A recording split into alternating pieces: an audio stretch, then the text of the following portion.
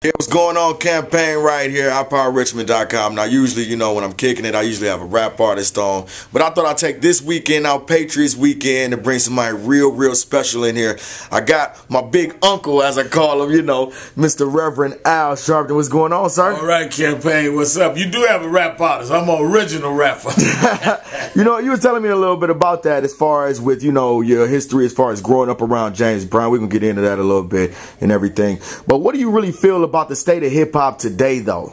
I think it's in a real growth period. Okay. A lot of us have argued back and forth about some of the lyrics, but I think where we are right now, Patriots Weekend in 2010, we're seeing a real maturity in hip-hop. We're seeing a lot of hip-hop artists taking themselves, their business, their community more serious, and I think it's good. As I was telling you, I started very young. So when I was 13, I was youth director of Operation Breadbasket under Jesse Jackson, who's like 13, 15 years older than me. So I grew up thinking they weren't aggressive enough. So as I got older, people wanted me to be more aggressive. Right. I think every generation does that, and that's a good thing. Right. But I think the reality is we all need to work together, from Jackson's generation to mine to the younger guy.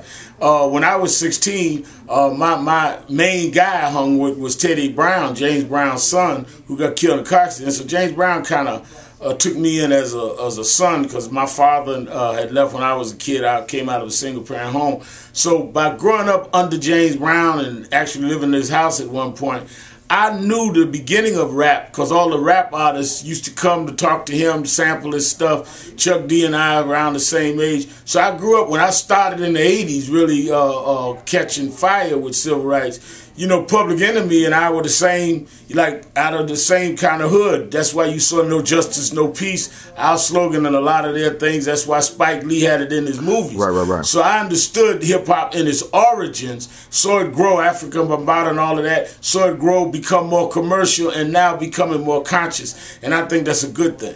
That's a beautiful thing. Now, being around the business for so long, and I heard you mention about, being able to look up at your mentors and being a mentee, and how it would be time to pass the baton. When do you know it's time to move up to that next level of doing things as far as in your career and everything? I think you got to go by the response of the people. I think as long as people are gravitating to your message, and I think that sometimes people can resonate in one generation and not in another. Right. So just because you may have a young guy in their 30s or 20s that resonates with young people, they may not be making it with the older or middle-aged people. And I think that every generation produces its own, rather than compete and saying, oh, we need one. We need people in every generation doing what they do, and we learn how to complement it. If you have a family reunion, you don't eliminate grandma or eliminate dad or eliminate the kids. Everybody sits down, 3 and 4 generations. So our community needs leaders from every generation, and those leaders, if they're real leaders,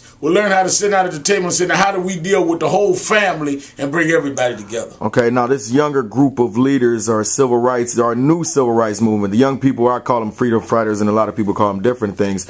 But how do you feel about the young generation of leaders today? I think that they're good. I think they're aggressive. I'll give you an example. Just 2 weeks ago, we had the Reclaim the Dream March in Washington. Right. And I went and spoke at Howard University, and those kids are my kids' age. And they came out by the hundreds and marched with us, but we had them speak. We had them say what they wanted to say on the program. I think that the job of those that we consider ourselves middle-aged is to give them a platform and let them express themselves. Right. There's a difference in having a mentee or student and having a clone. They don't have to say what I say or do it my way. Do it their way. My job is to give them a platform, and their job is to respect that I'm going to do mine my way, they do theirs their way, and hopefully we can bridge it and complement one another. I could dig that, because a lot of people in the hip-hop community, a lot of the time the way you'll turn on your biggest news network, you don't always get the best rap as far as coming from the media in the translation of your message to the younger generation. Right. So how do you feel about your message getting misconstrued coming to your general populace as far as the young hip-hop generation? Well, you got to remember, when you're doing the major news stations, you're not talking to a lot of the young hip-hop audience, you're talking to older people, so your message is geared toward them.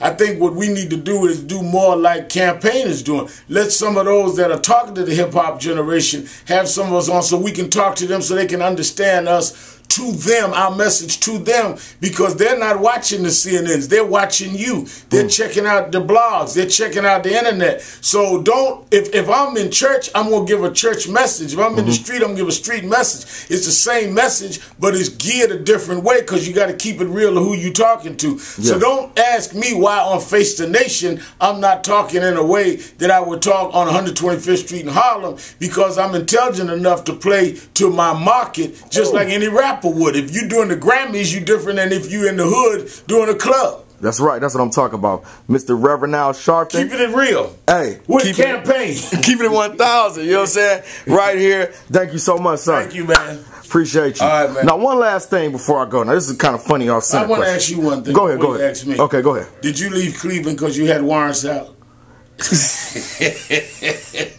Because I had warrants? Look, hey, I had to go back. Cleveland. Are they looking for you campaign in Cleveland? Because I help you out, man. Me and you all right. I'm your uncle. I'm Uncle Al. Let me Hey, you know what? I had to go back and get them straight, but I'm straight now.